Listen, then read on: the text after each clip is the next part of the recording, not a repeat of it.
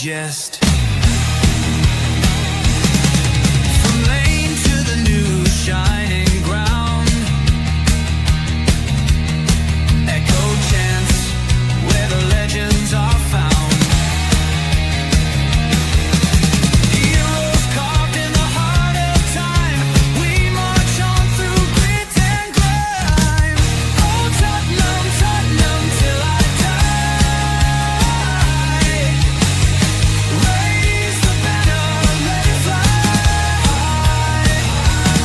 Through the rain, through the fire, this is my club, my only desire.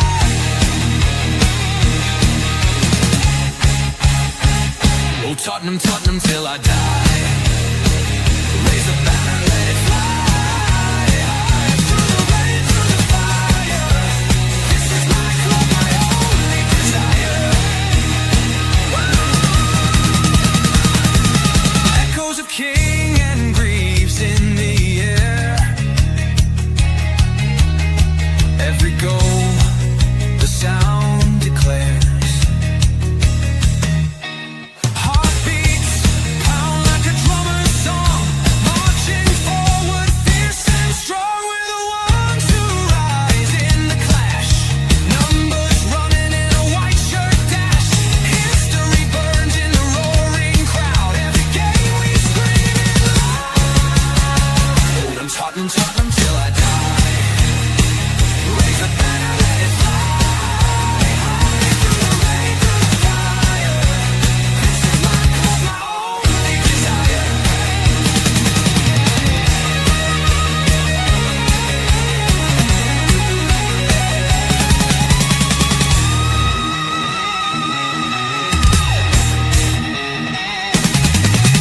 We're the ones who rise in the clash. Numbers running in a white shirt dash. History burns in the roaring crowd. Every game we scream it loud. I'm Tottenham, Tottenham till I die. Raise the banner, let it fly. Through the rain, through the fire, this is my club, my only desire. Yes, guys, and welcome to the greatest show on earth. Yes, welcome to THFC till I die. Home Tottenham past, present, and some sort of an exciting future. On to Thomas Frank. Yes, it was heartbreak in the northeast last night. Tottenham lost 2-0 to Newcastle. We're going to talk a bit about that. We're going to talk a little bit Celtic situation as well. Another club close to me in Dave's heart, with the resignation of Brendan Rodgers, the character assassination of Dermot Desmond, and asking the question, should chairman be a bit more like Dermot Desmond? Do we need a bit more of that in our game? And also looking forward to Chelsea and general football chat. Any comments, guys, you want us to talk about? Of course, this is Irish Lads Talk Spurs. Tottenham always come first, but we will dabble into a few other areas of the game. Mr. Harris, I know you're hurting like me last night, disappointed. We can already see the glaring problems, but how are you, sir? Yeah, in life, generally good. After last night, Yeah. very, very disappointed, Dermo. Yeah, I am too. What disappointed me the most last night, Dave, was the way that some of the players went about it last night. Some of them had opportunities, but can I just say one thing?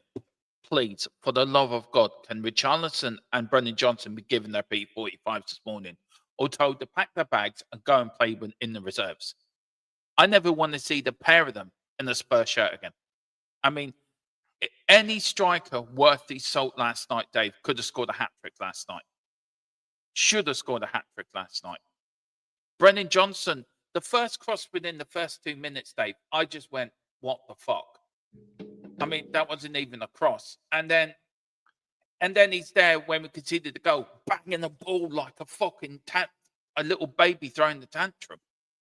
Do you know, I think they were the worst two players on the pitch last night, Dave. Above, and Kingsley was near enough there, but them two should never play for Tottenham again. Yeah, no, look, I get it, but at the end of the day, Thomas Frank selected them. You know, he put them out there. I'm not being funny. He put them out there against Bodo They weren't good enough to go and win Bodo. We had to bring our better players off the bench to rescue a point that night. Yeah. He set us up from failure from minute one with that team selection. But you not Yeah, starting Mwani or Kudos was a huge mistake on his part. You know, Yeah, surely it when was. he looked at that front line that he put out there, twofold. One, he should have looked, okay, Newcastle are going to come at us nice and early, which they did. They pressed us aggressively and everything else. So I was fully correct on that. We need an out ball. Richarlison tried to hold up. He held up the ball okay in the first half last night. But, he couldn't combine with Xavi Simons or Johnson. I'm not being funny, but we've seen this front line put out there before. We know it's very underwhelming. Like, people go, oh, players need to rest. Mwani doesn't need rest. He's played 2 fucking games this year. What rest does that guy need? There's no excuse for it. And where I find it unforgiving towards Thomas Frank, and by the way, this isn't me turning on Thomas Frank, but one of my big questions when we hired him is, how can he handle the domestic campaign alongside the Cups and Europe? It's something he has never done at Brentford. He's gone out at the first time of asking. And what annoys me is you see many fans trying to justify it. We don't care about the League Cup. Ange Postecoglou made a semi-final last year. In a semi-final under Conte, and Jose Mourinho went all the way to a final and then got sacked just before it. So, the reality is Thomas Frank may not care about the Cups, and that's what he gave off last night by selecting that team. But any other manager who's won everywhere else they've been did care about the Cup, did go deep in the Cup. So for me, I think Frank set us up from failure last night, and he's put massive pressure on this Chelsea game now, because the whole idea was to rest players for the Chelsea game. And many fans are acting like it's a given we're going to beat Chelsea on the weekend. If we don't beat Chelsea on the weekend, then the sacrificing the Carabao Cup was for absolutely nothing. I agree. I totally agree. Look, I thought Shafi played well last night, Dave. I thought, as Wayne said, he grew into the game. I thought he tried last night. There's 1 or 2 players I thought did try their best, but there was a lot of players there last night. This was their chance. This was their opportunity to make a mark for themselves. You're right about Kolo as well. Kolo should have played last night. No doubt why he should have been rested. But if he's now, as you said, marked the Chelsea game more important than last night, then I'm extremely disappointed in Thomas Frank, because I wanted to win the League Cup. You're only 3 games. You win that, you're 3 games away from Wembley. Another final, another trophy. Put that in the bag. That's 2 trophies in near enough 12 months. And then you get the breed of winning. That was the discussion last night. Also, Dave, we're going to talk a bit about the Celtic situation. Brendan Rodgers being sacked. We'll get away from Tottenham a little bit and have a little bit of a giggle on Desmond Dermott's statement he put out Monday evening, which I thought was a bit bizarre. And I am going to ask the question, could you imagine Daniel Levy doing that against Conte or Mourinho or something like that? And also, Dave, we're going to look ahead to Chelsea. What do you want to see from Thomas Frank and the players? So let's welcome a few people in the chat as well. And let's enjoy this trip. I know it's hard for me and Dave. We're a bit angry and upset, but we're going to try to relax a little bit and have a bit of put a smile on both our faces. We've got Wayne Bonner. Good afternoon, Dermot and Dave, all in the chat. Watching. Hope you're well. Disappointed last night. We're going to crush Chelsea 7-0. I can see Dave running down to the bookies now and putting a bet on that. We've got I'm not even going to try to name that name. I don't know if Dave wants a crack. No. Good intro, Dermot. Thank you very much. Big up, Dermot and David. Big up to you. Wayne said Richie was shite first half, woke up second half. Don't think he woke up second half. Johnson keeps pissing me off. He's too invisible every game. Bergville, good player, but keeps the ball too long. Totally agree. Big up to Tequila. Big up to Dermot and Dave, my favourite pair of double Ds. Big up to you, Tequila. Frank out. Martin in. Make it happen, Dermot. No, we're not. He's not coming. No. Even though you found Russell Martin exciting the Rangers, right, and you found him a bit of a giggle, he's not coming. No way. Big up Joe Blogs, Evening, Derm and Dave. Big up to you, Joe. Hope you're doing well. Big up to Wayne. Frank's job is to get into the Champions League all right, let me get this right. Frank's job is to get into the Champions League, as unrealistic as it is to me. So he can't prioritise the cups much as we want him to. I mean, let's start there, Dave. Look, Thomas Frank said he wanted to win the League Cup. He wanted to win trophies. He said that in his press conference. And then last night, he made it very clear, I'm prioritising Chelsea over this game. Look, for me, it was disappointing because I think as I said before, it was a chance for us to win the trophy. has Thomas Frank put himself under more pressure now? If we don't win against Chelsea, would some of the fan base be really on his back after this? Yeah, I think, look, there's a couple of unforgiving games in Tottenham fans' eyes, you know. One is going out of the cup. Fans do not like going out of the cup. And then also, losing to your biggest rivals. There are games where other managers have sort of suffered the same fate, and it's been very unforgiving from there forward. And I think, look, it could be the same for Frank. Look, I'm not one of them where I think we need to press the emergency button and get Frank out and stuff like that. I'm well aware of, how bad we are going forward. It's something I even tried to highlight under Ange Postecoglou. That's why I didn't blame him for absolutely everything. And anyone that did is looking quite silly right now, especially in terms of the amount of injuries we're carrying and stuff like that. But for me, I just don't think he gave himself the best opportunity to win the cup, and that's a huge problem for me. Like, for years, it was get Levy out of this football club. We want to go after trophies, this, that, and the other. And the minute he's gone now, people are sitting there going, oh, it's all about the league. Then why chase Daniel Levy out of the football club then if it's all about the league now? That's what he wanted. So you're just sort of singing off his hymn sheet.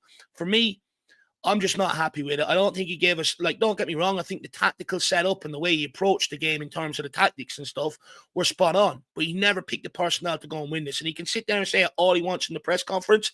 It's lip service. You have to be able to back it up.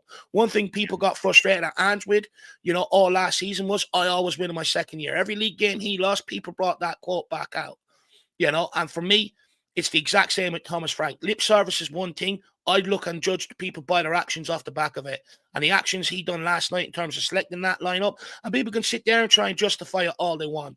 People go, we need to rest players. Archie Gray picked up an injury in training. And that can very easily happen. You can pick up injuries in training and doing other things, not just playing on the football pitch. So that logic doesn't compute. We still play Pedro Porro every single game, so he never seems to get rested. And there's no excuse for resting Kolo Muani yesterday. The guy's problem is his fitness, which means he needs minutes to build up that fitness, not rest. So for me, I think he got it completely wrong yesterday. And I question his desire to pick up silverware at Tottenham off the back of his team selection last night. No, I agree with that in a way that he got his selection wrong last night, Dave. I agree, he got his tactics wrong too. I think it's very evident in the first couple of seconds of that game how much Newcastle wanted it more than us last night. I wouldn't say there was a lack of desire, but there was a lack of, there really was. Tottenham didn't look good last night. That first half was dreadful. It was woeful. And there was no communication. There was no leadership. There was nothing in that team last night. And we missed the likes of Mickey van der Ven. We missed players like that. Look at the goalkeeper. I said on Tuesday night, that I didn't want to drop Vicario because I said if you put Kinski in, you're going to be in a world of trouble. He's regressed in training, and I wouldn't have put him in last night. I got told, well, you need to play him, Dermot. You need to play him. You need to put him in because how's he supposed to get game time? Well, I'm sorry, I was proven right. You put Kinski in. There's no communication between the back four. You got Danso then making a mistake, put the ball out for the first goal. And don't talk to me about the first goal, Dave. I mean, the referee. But Dermot, what an idiot. is this whole, oh, we've got to give them game time, not the problem as is.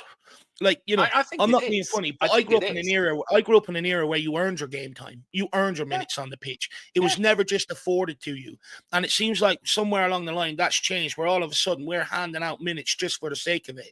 You earn your minutes. I'm not being funny, but did Richarlison and Johnson earn their minutes off the back of their performance against Bodo? No. Did they earn their minutes off the back of their performance against Doncaster Rovers? No. So why in hell would we throw them, in Newcastle away and expect them to go and win us a game? You won't. You could, because look, I come from a time, it's like you, Dave, but a bit early from you, where, well, he had a squad of 16 or 17, did you, a 58-game season? And players played injured, by the way. They didn't just roll around on the floor. They got tackled. They got back up. Even if the leg was gushing blood, got back up, tapered it up. I've seen players with massive cuts on here, Dave, taping it around. Right, let me back on the pitch. Do you know, players are too pampered now. Oh, we've got to give him minutes. We've got to give him a rest. We've got to do that. And you're right. We play Porro all the time. Do you know, no disrespect to goalkeepers. They're not the most. Goalkeepers don't have the most. I think they have the most easiest job in a way. Do you know? On that, in football. on that though, I think Thomas Frank came out after the game and said Vicario was injured, but he'll be back for the Chelsea game. Personally, That's I don't bullshit. buy it. I think that's just him I don't buy it. making up something, to excuse because Kinski came under fire last night in last night's game. But, it's just like, I'm not being funny, but Brandon Austin showed more in his minutes last year than what Anthony Kinski did. And it goes back to, again, like you look at Mikey Moore. People have their problems with Mikey Moore. He done more last year than what Tellen Udeberg did, but yet he's been shipped out and farmed out on loan. While these guys are still sitting there given an opportunity to produce nothing. Kinski last year, because we brought him, he's now been given opportunities over someone like Brandon Austin. We at Tottenham, we don't look into what they do on the football pitch. We look into the price that we've paid for them. And that's why some of these guys are going to continue to get minutes, even though they're not good enough, rather than guys that have been around the club for a long time, come through the academy, and have shown more with their opportunities than some of the guys we brought in. And at the end of the day, Thomas Frank is also responsible for that. I'm not being funny. All you had to do was look at the bite-sized run that Austin had last year compared to Kinski, and you would know Kinski's shot stopping has been called into question time and time again last year. There was also reports just off the back of the last international break that came out that, people behind the scenes at Tottenham were very concerned with Kinski's regression. So then why pick him last night over Brandon Austin? I said that. I said that on Monday or Tuesday evening. Why pick a player that's regressing? He's not going to build the defense full of confidence. And that was proven last night. As I said, you look at Danso, no communication between him and Kinski at all. Couldn't hear you, he says. I couldn't hear you. That's Vicario in goal. Danso's got to look around. Right, I know what my goalkeeper's doing. I don't even have to look around. I know what he's doing. I think they missed Mickey van der Ven last night. I think they really did. They missed his leadership in that defense. Though Palhinha did all right, to be fair. He was better at a lot of them. To be honest, he was the one that at least showed a little bit of credit. But Dave, let's look at the front three. Look, very quickly, we've got an injury list here. These are the players that are at the moment: Gray, Davis, Romero, Radu, Taki. That's most of our defence out. Your doggy. That's our defence completely out. Biss, Madders, Kulu, Solanke, Odegaard. I said it to you in the background. Do fans owe Ange Postecoglou an apology? I think they do, because we're having the same injury crisis as we did last year, as we did the year before, Dave. This is the third year running we're having this injury crisis. What is it? Just bad luck? Is it bad? Is it bad training methods? What is going wrong at Tottenham Hotspur with these injuries? Look, quite frankly, when it comes to giving Ange Postecoglou an apology, I couldn't give a fuck, to be honest with you. He's not here. He's not at the club anymore. I deal with what we've got in front of us, right? But at the end of the day, I think anyone that blamed Ange Postecoglou for the injuries last season were just blaming him because they hated the guy and wanted him out that much. There was no balance. There was no reasoning behind it, because like I tried to point out last season, we act like this is a this season problem. Go to one of the seasons we had under Conte for about a good month or so, and I went and checked this, by the way, so that's why I brought it up. He had youngsters on the bench. He didn't have any game changers and stuff like that, because he also suffered a lot of injuries, and I think it was a case last year. People hated the guy that much. They wanted to make everything his problem. Well, who are they blaming for the injuries this year? Everyone's using that as an excuse. Last year, people go, well, you got injuries. You still got to get on with it. You still got to win games. The squad's still better than what it's looking and stuff like that. So why doesn't the same logic apply this year then? I'm just questioning who we're gonna blame for the injuries this year. I think the fact that Spurs brought in someone 2 weeks ago, to oversee the whole medical department, sports science, and everything else, probably alludes to that the manager ain't the problem here. The style of play was never the problem here, by the way, because people said Andrew's style was too aggressive. That's why we're picking up all the injuries. Well, Thomas Frank sits off a lot of teams. We're still picking up injuries, so that proved to be a load of nonsense. At the end of the day, it's I'll be honest, my whole lifetime as a Tottenham fan, it feels like we've always had like 8-9 injuries, no matter what. Like even years gone by, Darren Anderton was always out injured and players like that. It's nothing new. But I just think last year it got into the realms of silliness that people hated the guy so much and wanted him gone. They started blaming him for absolutely everything, even things that were beyond his circumstances. And they're looking very silly now, because they're the same people that are justified last night going, we've got a load of injuries. Okay. You didn't have that. You didn't have that fucking leeway last year. In fact, you blamed the manager last year, so you're looking very silly this year. Yeah. Look, if we beat Chelsea on Saturday, which I think we can do, Dave, I think Chelsea not in the greatest form at the moment. I think they're very beatable. only just beat a Wolves team last night, by the way, 4-3, in their win. All this goes away, doesn't it? All this goes away, and we're back happy, and we're behind Frank and Newcastle. Yeah, then we'll look at Newcastle. Okay, it's a blip. What we want, we move on. We've got January coming up now, Dave. Does January become important? Because I think it does. I think it becomes important for two reasons. A, it becomes important that we can probably get one or two players in the fixed phase we missed in the summer. And secondly, it gets a chance to get rid of some of these deadwood players. If you're a Paratici, who's on your to-go list? We know Johnson's on there. We know Richarlison's on there. Who else is on your to-go list? To be honest with you, what we bring in is sort of what will dictate who we let out. That's the reality of it. Like, obviously, we need a striker. Mm-hmm. I mean, many people weren't of that opinion a few years ago, but they are now. We need a left winger. We need another cam, because I'm not being funny. What we brought in is not working. You also need another fullback within this squad. You're looking at last night, and judging by Kinski's running the side he had last year, we also need a better number two. And you probably would like an extra centre midfielder in there as well, with Basuma going. But look, who's to go? I mean, Richarlison has to go. Johnson has to go. Been saying that for years. I think Tel should be sold. I think Udebur should be put out on loan.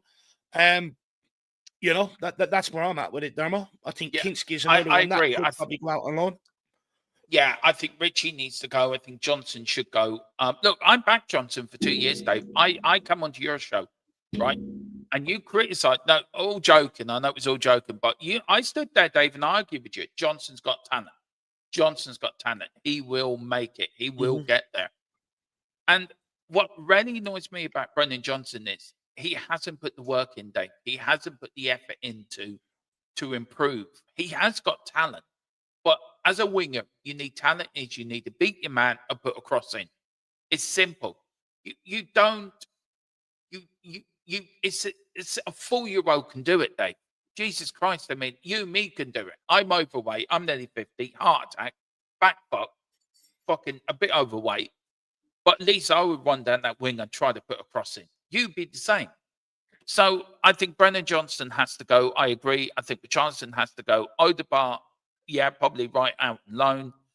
I think we do need a fullback. Tequila made that very clear in the summer when we were talking about it. We need a fullback. I thought Jed Spence was poor last night as well, by the way. I thought Jed Spence was brilliant last night. I didn't. I thought he was very much.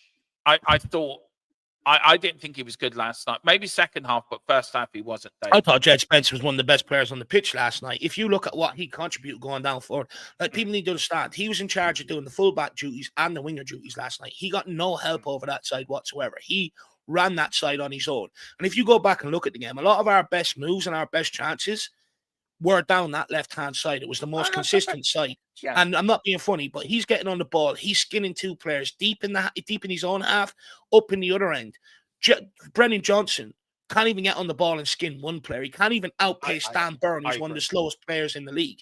So when I look at that side by side, and Johnson's only given half the duties of Spence, Spence had a much better game than someone like Brennan Johnson. I thought Spence was one of the better players on the pitch last night. Well, look, as I said, I watched the highlights again, but on the first view of it, Dave, that was my sort of, I'm writing a sort of script for tonight, and I actually put down for Spence, not a great Spence, had some erratic moments, did not look after the ball well, but maybe going forward, you're right, Dave, but I think if you look at the first half performance, I thought, especially in that first 15, 20 minute spell when Newcastle were all over us before they scored the first goal, I didn't think he played well, but that's sort of my opinion. Everyone sees the game differently. I thought when players came on, I thought Kudus do well. And that brings me up to Joe Linton and the referee. There was a question here. Where was it? Where did I star it? Oh, there. Did star it. Still don't know how Joe Linton didn't get an effing red card. Dirty little. Dave, I watched your Twitter reacts this morning or this afternoon. I was sitting down putting my play ratings together and I had it on the other monitor. Giggling away because I found you and Jack very funny. I thought it was a great Twitter react, by the way. Some people's comments were really funny. But when you showed the one with Joe Linton and Kudos, I mean, your comment of the picture they showed, they should have left that to Saturday night. I mean, I don't know who picked that picture, but by Jesus, they got the picture in the wrong position. But wasn't that a red card, Dave? I mean, surely the referee who can see that, saying, right, he hasn't got the ball, he's got the man, he hasn't got the ball, that's a red card. How bad was that referee last night? I'm not using him as an excuse, Dave, but I'm just saying. And then you had the ball when Kolo was running down the pitch. He skipped a few players, put the ball ahead of it, hit the referee's back of his heel, and then another lost opportunity for Tottenham to get forward and get back into the game.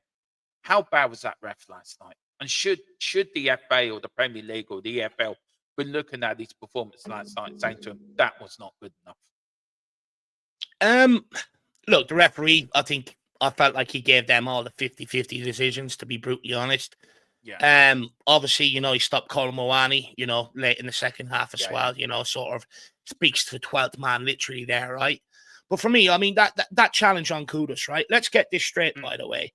You go back to Chelsea a couple of seasons ago, Romero went to clear the ball, kicked the ball away, and followed through on the contact because the guy was standing right in front of him. That was deemed a penalty and a straight red card, yeah? Yeah. But last night, John Linton literally wrapped 2 legs around Mo Kudus, straddled his behind. That's the tackle when you pause it. There's 2 legs around him and he's sitting on his behind, and he's completely took the player out. And he's reckless, right? Not only that, so that's a yellow card, if not a straight red in itself. Not only that, then he gets up, he goes after Mo Kudus, then he goes after 2 or 3 other Spurs players, which means he's fully out of control. So that should be a second yellow, and that should be him gone. The fact that him and Mo Kudus got the same punishment, yet Mo Kudus was the one taken out, just defies absolute logic when it comes to refereeing decisions. It does, David. I couldn't believe when I was seeing it last night. I'm thinking, and I thought he started that fight to take away from the tackle, by the way, just to confuse the referee. Right, I'm going to start a little ruckus here, so the referee's attention's gone from the tackle to this ruckus now. I really do believe that. Look, we could go on about the Newcastle, Dave. I rather leave that game in the bin now because if more we go on to it, the more we're going to get angry. So we're going to move on. We will get back to that and the Chelsea game. Now, look, our sort of second football love is Celtic. We're both Irish. And when you're Irish, you either support Celtic or Rangers because your parents say, this is the team you're following in Scotland. And luckily, we both support the green side of Glasgow, the Celtic, the boys from Celtic Park. I've not been impressed with Brendan Rodgers while he's been there, Dave, to be fair. I've rarely watched Celtic now while he's been in charge. When Ange left, I refused to watch Celtic after that. I said, his football is boring. So I was doing the show Monday evening, came off. I wasn't even off 10 minutes, and then my phone started hopping with people sending me information. Rodgers has gone. Rodgers has resigned. Martin O'Neill's taken over. And I'm getting all this information, and I'm sitting there dumbstruck thinking, Jesus, he's done it to us again, like he did a few years ago before Ange got the gig. And then the bombshells of all bombshells dropped. Dermot Desmond's, I don't know what you would call it, character assassination, I think. I have got it here. I did bring it up, so I want to bring it up tonight. Where is it? It's here. And there was something in it at the end, Dave, right? It was the last comment at the end of sorry, I'll get to you in a minute, Gary. Don't wait, I will get to you. It was the last bit here, Dave, where he says, a shared desire for success. What has failed recently was not due to our structure or model, but to one individual's desire for self-presentation at the expense of others. Now, we all know football managers can be a bit selfish, Dave. We all know they can be a bit prima donnas, and it's all about them. But if you look at the likes of Mourinho, Conte at Tottenham, and then Brendan Rodgers at Tottenham, has Dermot Desmond got a point about Rodgers being a little bit of self-presentation and expense of others?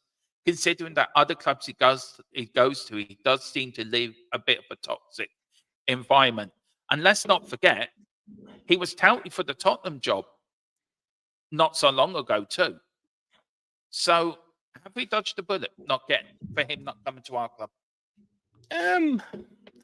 Look, I think Dermot Desmond is right in what he's done, to be fair. If the guy hasn't wanted to negotiate a contract and he's spinning lies in the press, well then fair enough. I think he's right in what he's done there, to be honest with you. Look, I do think Brendan Rodgers is a good manager. He done well with Liverpool. He done well with Leicester City, and he done very well with Swansea when he brought them up and stuff like that. Yeah. He's been a very, very good manager. He's done very well with Celtic. Mm. I think, to be honest with you, he sort of only uses Celtic when he's out of work. And, I think he knows there'll be a Premier League job, coming for him soon. And that's why he's probably forced his way out of the football club. Yeah. Would you be one for thinking Ange needs to go back home to Celtic?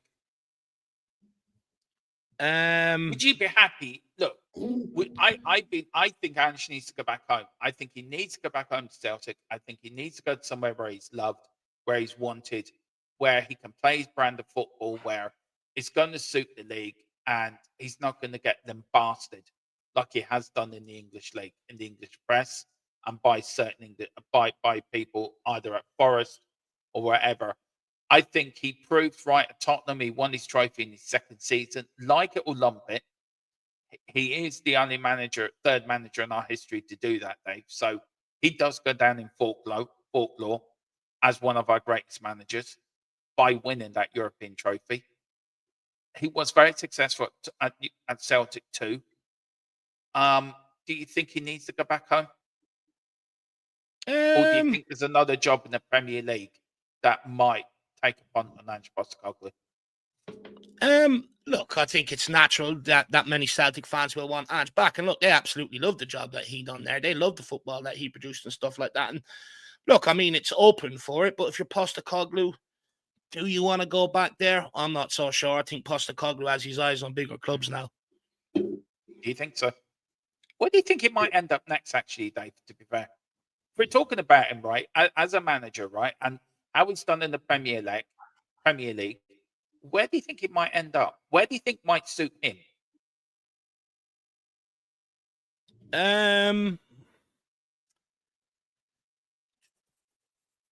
Postecoglou, I don't really care, to be honest with you, Darmo. No, I don't really care, but I'm talking in the football. I know, but I'm asking in the sort of football sort of tense. If you look at some managers suit certain leagues, right? So you've got Jose Mourinho. He could fit into any league and win you something. Conte probably suits Italian football more than English football, though he was successful here with the right backing at Chelsea. So if you're looking at Ange, successful everywhere he went, he was successful at Tottenham. If you look at Wolves, might looking for a new manager, like clubs like that. Do you think he's a busted flush in the Premier League? I think that's the question I was going to ask you. And in a general football sense. I think, the Forest job had to go right for him, I think. I think he had to sort of earn a lot of respect back with the Forest job, and he failed to do so. And I think, sort of that maybe signals his time has come to an end in the Premier League. Yeah, I agree. Look, we are looking for a new manager at Celtic. Who would you like to see take the job if you had a sort of punt in it? Well, Martin O'Neill's been a good interim appointment. Yeah. I like the fact that he's got the job back there. Were you shocked at that? Were you surprised that he got that interim job? No, I can understand it. Martin O'Neill's a safe pair of hands. He knows exactly what he's doing. And he's not a guy that, is going to want to take the job on full time with his age and stuff like that either. So I think Dermot Desmond has done the right thing, sort of buying time until he finds the right guy. I think basically what they're after is a younger sort of manager that's ready to commit for a few years. So Kieran McKenna, Gary Baxter saying here, you're talking Celtic brings me to who could be the next Spurs manager. I see Kieran McKenna and Robbie Keane. I'd love to see Robbie Keane get the job. He's done a good job out in Hungary, and he's done a really good job out in Israel when he was there as well. Yeah. Can I say it took balls for him to do that, by the way, Dave, to take that job in Israel?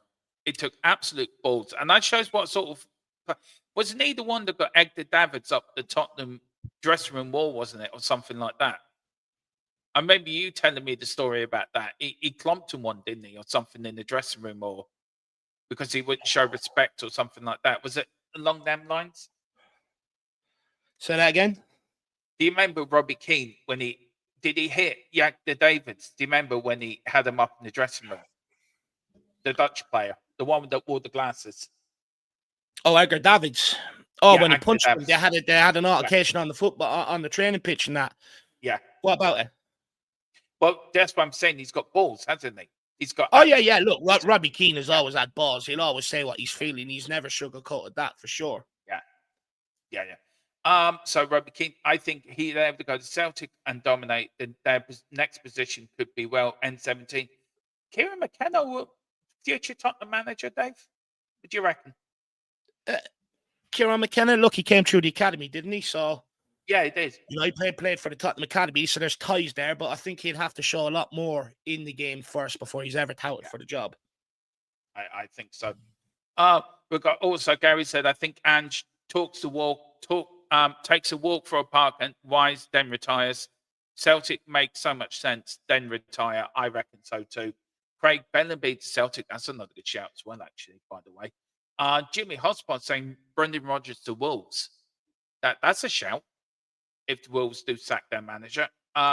Big up to Rayman as well. Hey ho, good afternoon, lads and lasses. Big up to you.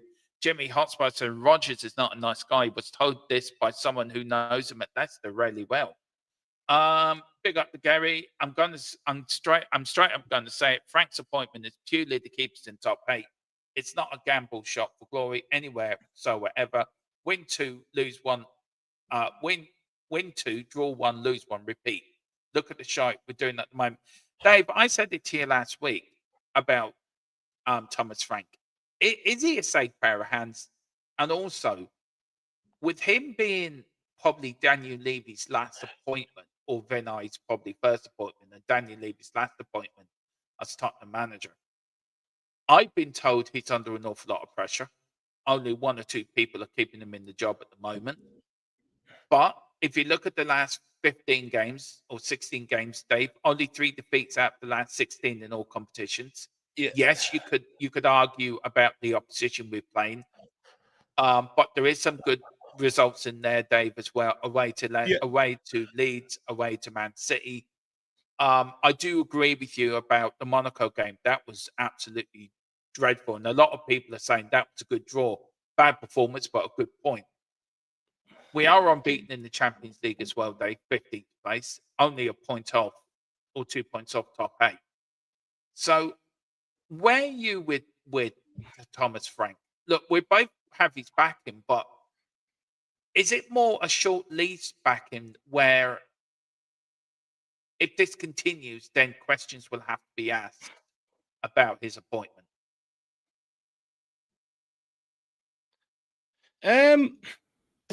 Look, when it comes to Frank, it's an interesting one because I think what you've got to it's hard to know whether the Lewis family played any part in his appointment and how much they're going to stick by this guy if things do go wrong.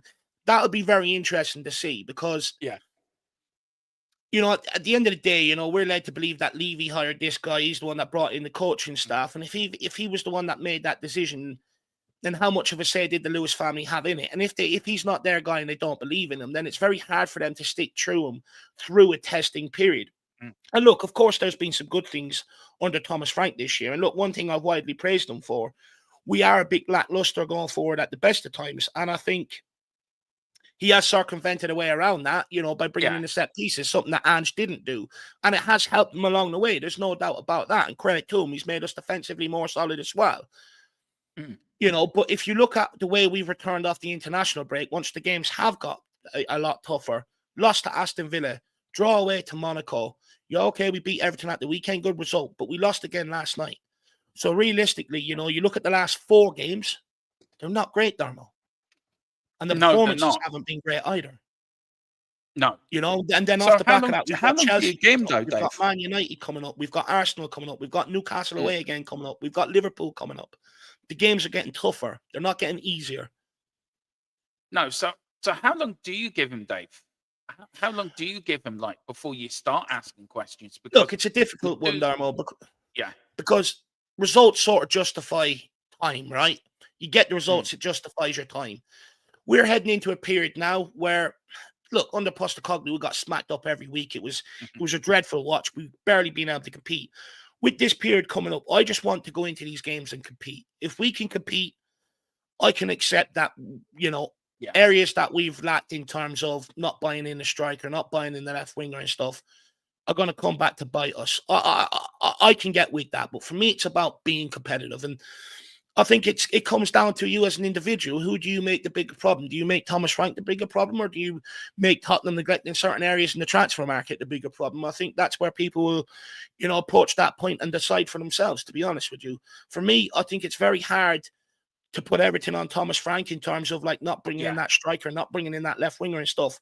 But I think many people forget, we've added Paulinho, we've added Kudus, we've added Xavi Simons. He's had a better squad and better players at his disposal than maybe other managers have had in seasons gone by and stuff like that. So it's a tough one. And plus, for someone like me, I question Frank's ability to be able to go far in the domestic cup. I question Frank's ability to be able to manage the domestic campaign alongside a European campaign and stuff like that.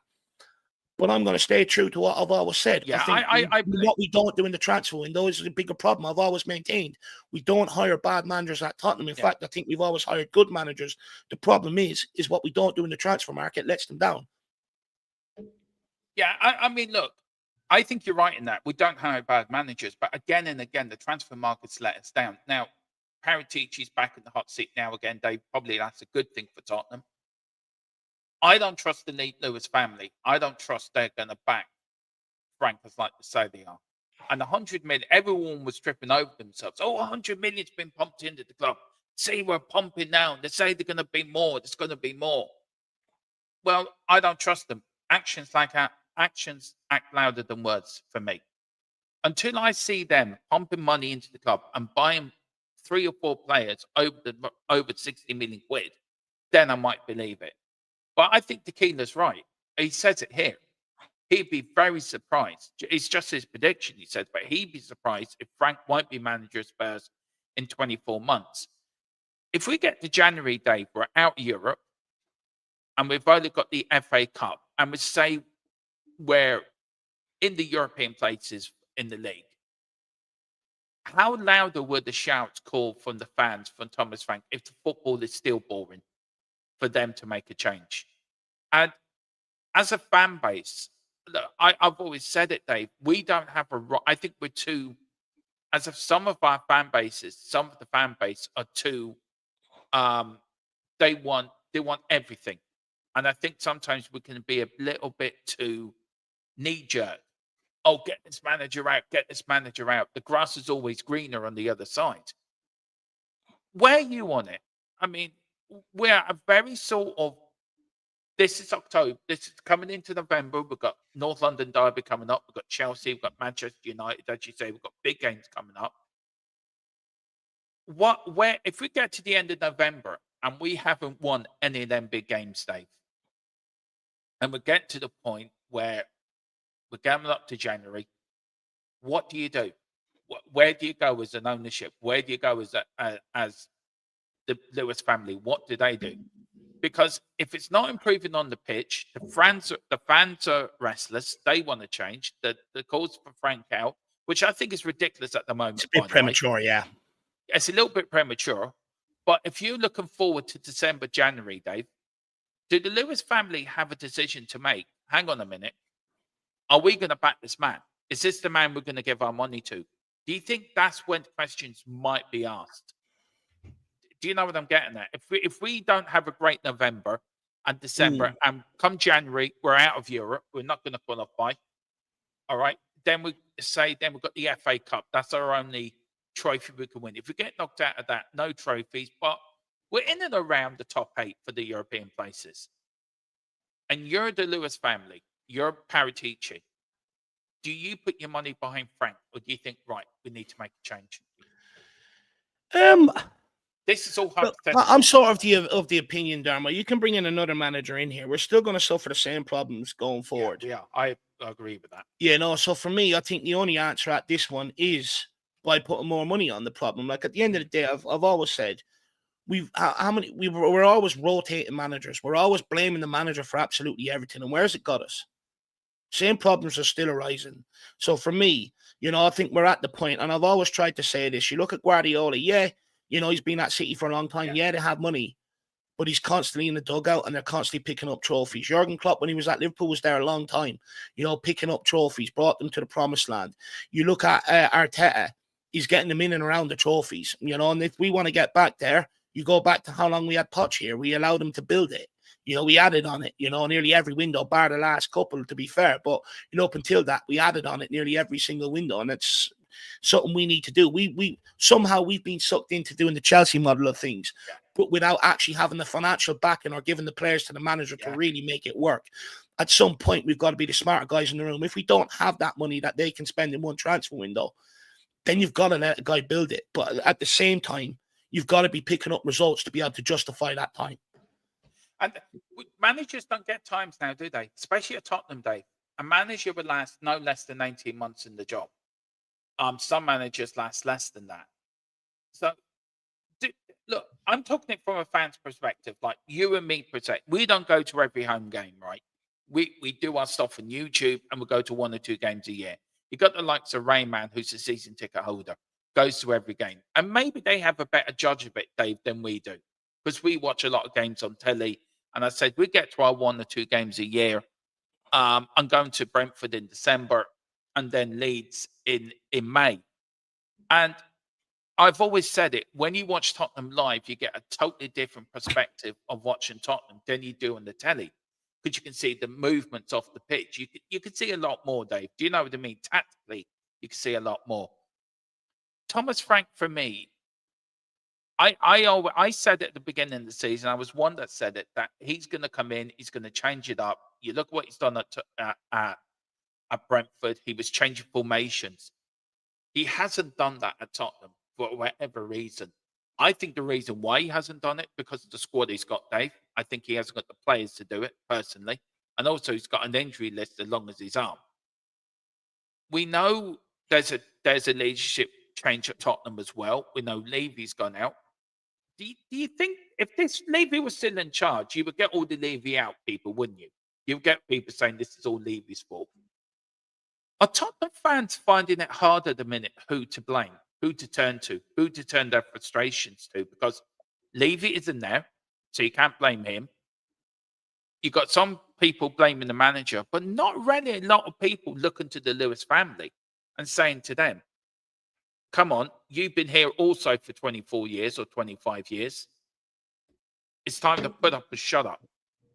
Why has all this gone dead, Dave, for me? Because I feel it's very much, I find, this is my own opinion, that Levy's gone, oh, the Lewis family here, it's new. We need to give them time. We need to give them a 2 summer. I'm sorry, they were here as long as Levy was here. Just because there's new people doesn't mean it's the same company behind it. It's still the same company behind it. So why are we not continuing with this narrative of, right, we want change at Tottenham, but they seem happy with what we've got? I don't get it. I don't understand it. Maybe I'm wrong. Maybe I'm looking at it wrongly.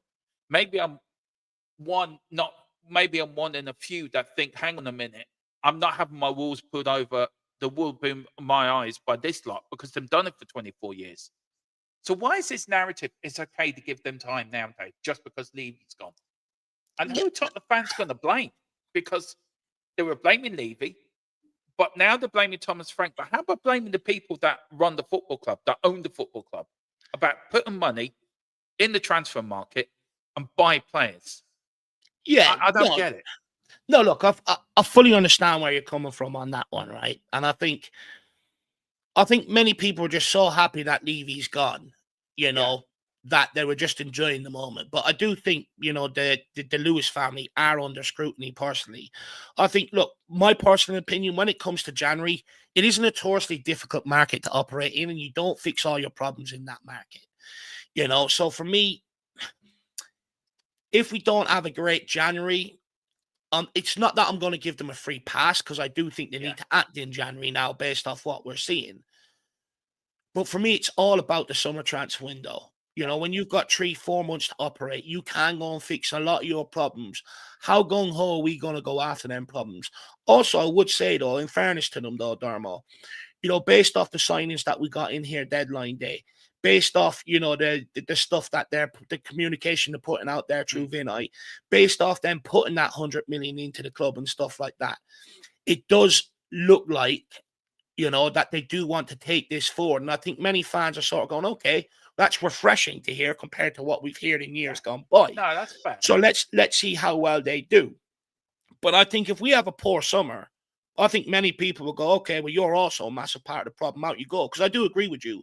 You know, for me, I don't give them a free pass. They kept Daniel Levy in that position for so long. They were happy with the way he was operating the club. They could have changed that at any minute and started putting money in it if they wanted to. They were happy to let Daniel Levy be the fall guy just as much. So I don't give them a free pass. But so far, based off what they've shown when it's been in their control, they've shown the right intent. But like I said, words are one thing. Let's see if they back it up in the transfer window. Yeah, I get it. I get what you're saying. I get it. Like I think somebody put it in here. Big up to Rayman. He said Rayman put it. He said partly because I got a type of change I wanted in the summer. That's fair enough.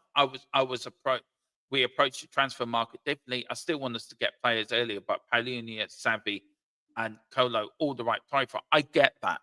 One on loan, by the way, at the end of the season on the deadline day, and we were going after Lookman, but I don't think you were too impressed with Lookman, were you, Dave? For what I've heard in you in another one of your shows the other day, you weren't really sort of enamored with him.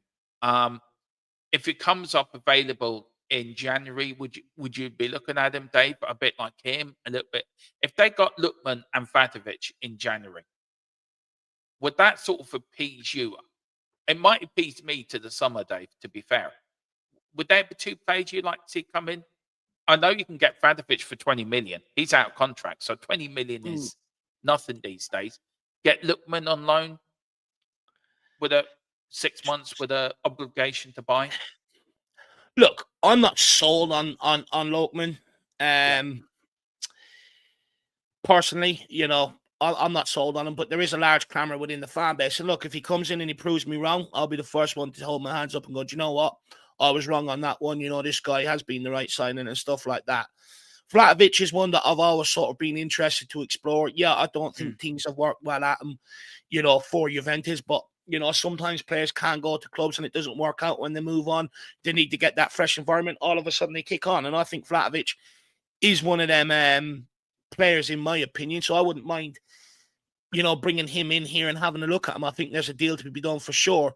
The reason why I think the club would be hesitant for someone like Lookman, and the reason why they could have done it in the summer and they didn't, is because he's going to be gone for 2 or 3 months of the season because of AFCON and stuff like that. And, you know, that's the sort of period where you would be relying on a player like that the most, right? Yeah. I look, I quite like Lookman. I'd like to get Vadovic for 20 million, by the way. That's a no-brainer. That is a no-brainer. Get him in, get him done job. That's a striker role sorted.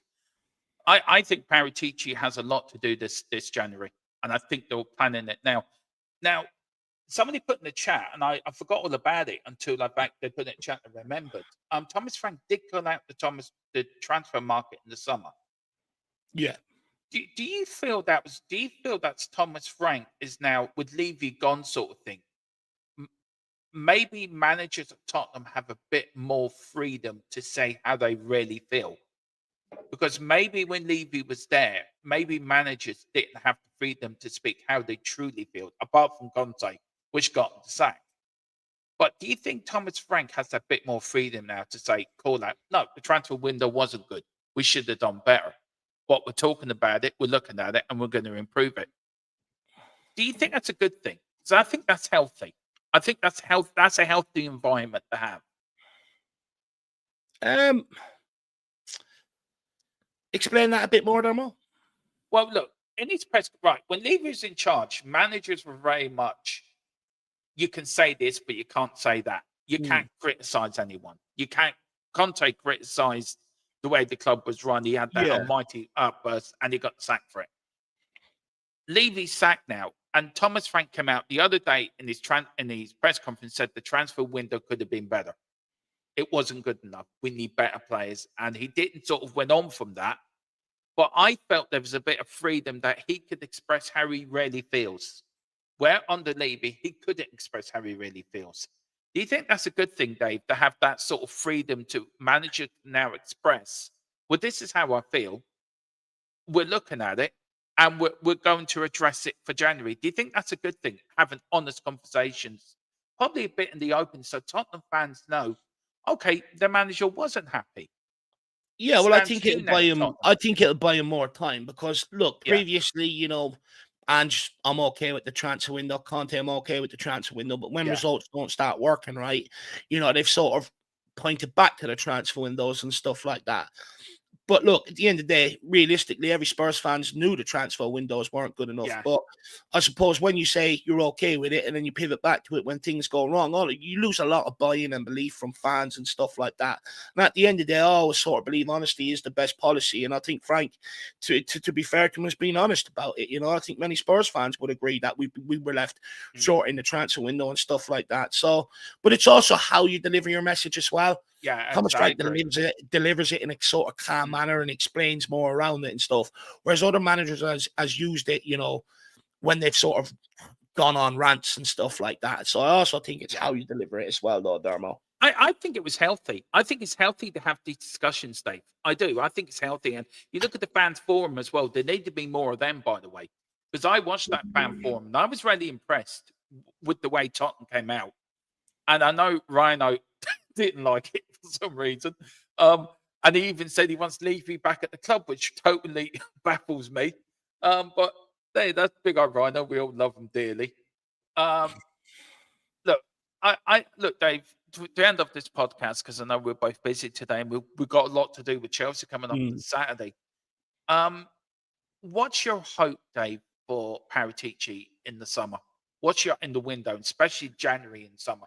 What's your hope for Paratici? Do you think he's going to bring that sort of calmness back to the Tottenham the scouting department, everything like that? And also with Lang there, are we dissing Lang too badly? Because maybe he's to Paratici Yang, he's his yin. Maybe they do work well together. Do you think January's going to go one way or the other? Look, I'm with you. I think Lang should be out of the club. I think it's going to be another Steve Hitchen. But does Paratici see him a bit differently than Hitchen? I don't think so. I think it's just a restructure. I think at some point, Frank, it will be announced that Johan Lang will be leaving the football club.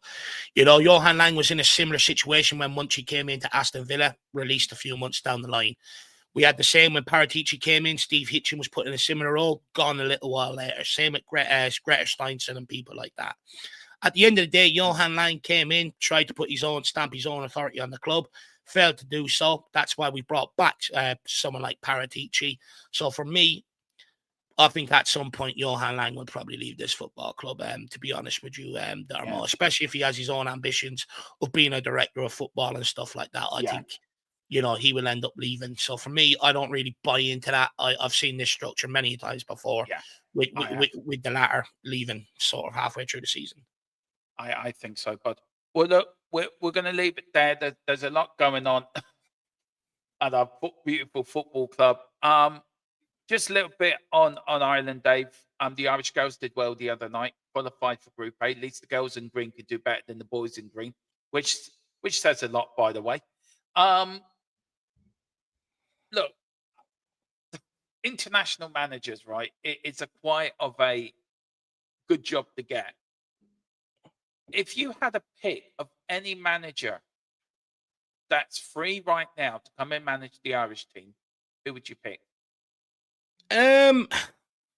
Look, again, I would love to see Robbie Keane get the job, but I'm not sure it's the right time for him personally. I think he wants to make a go at club management.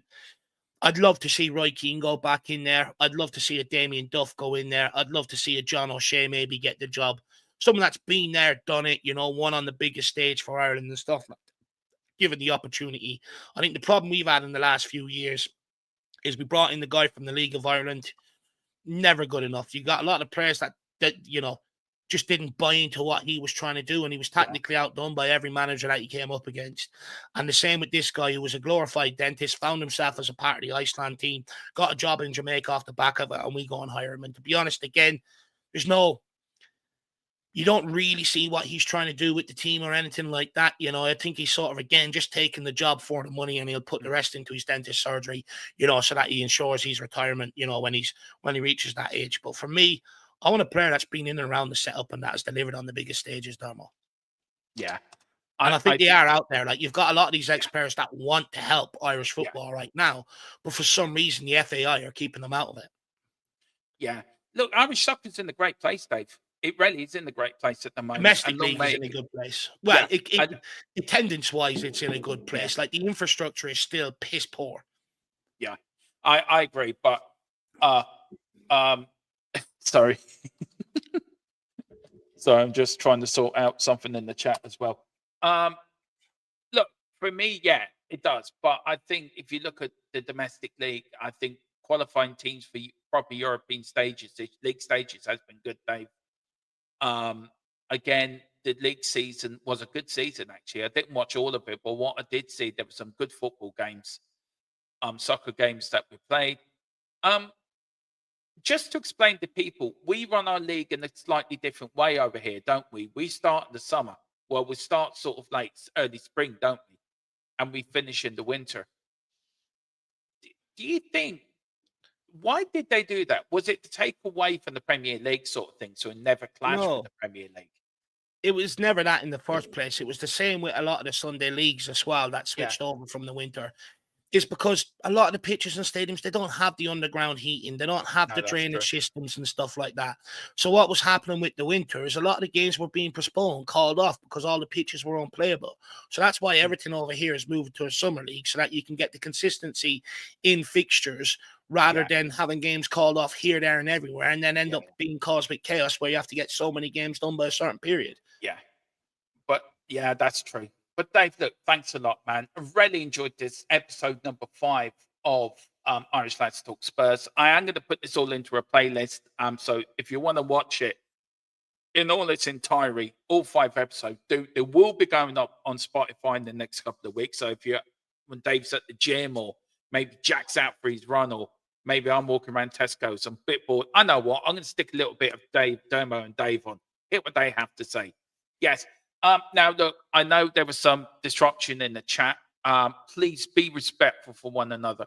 There's no need to be calling people a clown or whatever.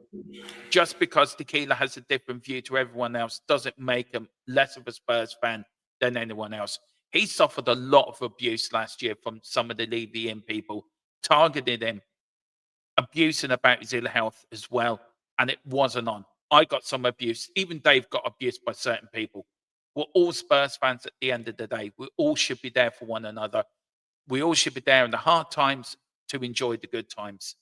And if you can't enjoy yourself in the chat, and if you can't behave and you can't respect other people's opinion, then you will be timed out, and then you will be banned. Simple as that. Look, me and Dave don't agree on anything, but you don't see me and Dave arguing and boiling. We do behind the scenes, but on screen we're professional. We're professional and do a stream behind the scenes for squaring. No, we're not. Not really. Dave, look, do you want to add anything to that? And then you can tell people where they are. But I think it's important, isn't it, that us Spurs fans have to stick together now. We have to stick together. We've had too much division.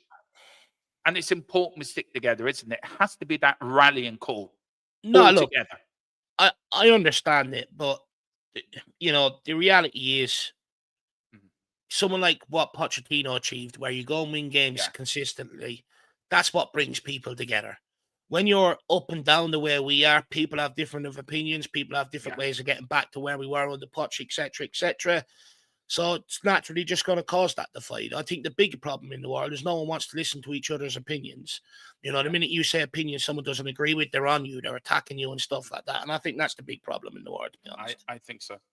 I do, bud. Where can people find you? And when you're doing your fan show, bud? Yeah, you can find me over at the Irish Hotspur. I think we might be running it this evening, Darmo, to be honest with you. But I'll be quite frank with you. I'm not in a great mood today, so I don't even know if it's wise me being on camera today. So we'll see. Please, please. I just want to see how you. Please, I want to hear Ryan's opinion of last night's game. Please. See, Nelly made you smile there. Nelly made you giggle. I want to say big up to Leo, the other man who wants me to go and put my David Bowie album on. He says, we don't have the players at the moment. We need it. We need a defense. We need a Defoe and Sheridan. Correct. Right now, we are players short, so I don't expect much. Great. I want to say big up to everyone who's came up tonight. Tequila, big up Dermo, Dave and Dermo. Thanks for the stream. Sorry for the stuff in chat. Just got to defend myself. Thanks for the stream. Look, I understand it, mate. Look, you're part of the channel. I'll have you back. And he was banned in the end. maybe the mods should have been a bit quicker. There are mods in the chat. You know who you are. We're a bit better. We do allow people to have to say on here, but respect is a major thing. It's a big thing in my book, as well as they. But do get over to the Irish Hotspur, the mothership to this channel. That was the channel that brought alive THFC to with Die, brought me to YouTube. And I've got my own fan club and your channel as well, Dave, which you will enjoy my presence. What do you reckon, Dave, Saturday? Score prediction. Go on. Be confident. Come on, be positive. Look, no, of course. I want to beat Chelsea. I want to win every game. That's why I'm pissed off last night, because we didn't win the game. I thought it was our best chance of trying to deliver a trophy and stuff like that. So, look, I'm hoping if we can nick it 2-1, 1-0. I think any other scoreline outside of that is unreasonable. You know, we don't score a lot of goals. We're not free-flowing. So I think a 1-0, 2-1 is achievable. Let's wait and see. But like I said, the pressure's on that game after last night. Yeah, I think if he loses that, I think questions might start being asked, Dave. I'm going for a 2-1. That's it. Guys, do join us next Thursday for Irish Lads Talk Spurs. We will be going over the Copenhagen game. We will be going over the Chelsea game. A lot more to get into. And then we've got the Man United game to look forward to as well. We are gearing up with the Manchester United agenda as well. So we're doing a podcast with them. We're doing the Tottenham Man United All-11. And also we're having a debate between me and Mr. B. Why Tottenham are the greatest side in the world. He's going to say why Manchester United are the greatest team in the world. And we're all going to agree that I was right, he was wrong, and Tottenham are the best. And that's going to be the end of that debate. We're also Wayne send 7-0. Wayne, look, I love you, man. But if they win 7-0, I do the post-match show in my underpants. There you go. That's how confident I know we're not going to win 7-0. And nobody wants to see me doing the Gary Lineker. But guys, that is it. We're going to let Dave get on with these. So we've got a lot of work to get up to, Dave, for the weekend. Yeah, look, I have to go and get all my content ready for the game ahead on Saturday. And then, to be honest with you, get that over and done with. And then Sunday, I'll be chilling out, Dermo. Yeah. Football Manager coming out soon. Yeah, but you know what? I don't even know if I'm going to get the new one. I'm sort of enjoying FIFA this year, so I'll probably leave it off. It's free on Game Pass. Yeah, I know, but look, I might visit later on in the year. I don't think I'm going to get it. I think it comes out on the day of my birthday, actually. It does, yeah. Yeah, I know. I've got a little gift for you I'm buying for you, Dave. It will be winging its way to you, bro. For me, I've got to get the play rating show done for tonight and the post-match stuff for tonight. And then, I've got to get all the stuff ready for tomorrow and the weekend. So, busy time being the content creator. The only chance me and Dave get up. Oh, one more question before we leave, Dave. I meant to ask it to come out of my head. Festive season. No games on Boxing on St. Stephen's Day. Yeah, that's shocking. That's shocking. Yeah, I meant to ask you on that. What's your view on that? I don't like it. For me, I love the festive fixture list. I love the games on Boxing Day and stuff. It sort of gets you out of bed the next day after Christmas. You know what I mean? I don't like that. Yeah. No, it's going to be weird, isn't it? Having it's going to be very weird. It's going to be very weird. Yeah. We'll see how it goes. Anyway, only one game on St. Stephen's Day. I suppose more time to enjoy with the family, I suppose, which isn't a bad thing. It is more time spent with the family, and also because of the games being on Saturday this year, the Premier League didn't want to disrupt the usual it's all because of TV companies. They're throwing the toys out of their pram. But look, we're only supporters. We get no say in the matter. But guys, thank you all for watching. Do hit the like, do hit the subscribe if you can. We're on the march for 3K. Dave's on the march to 19K. Yeah, it's a big difference. We're coming to catch you, Mr. Harris. We are. We're on our way. But do hit a like on both channels. And look, Rayman, if you're around, if me and Dave, right with Dave, we'll get you on next week if you're around to join me and Dave. That would be interesting. But get in touch and we'll get you on the podcast next week. So, but what are you doing? Come on, you Spurs. In Thomas Frank we trust. We never stop. That's not very enthusiastic, Dave. Come on. Where's your inner Tottenham? Come on. I told you, I'm just pissed off after last night. Of course, big game on the weekend. I want to win it. Come on, you Spurs. That's it. Exactly. That's good enough for me. Come on, you Spurs.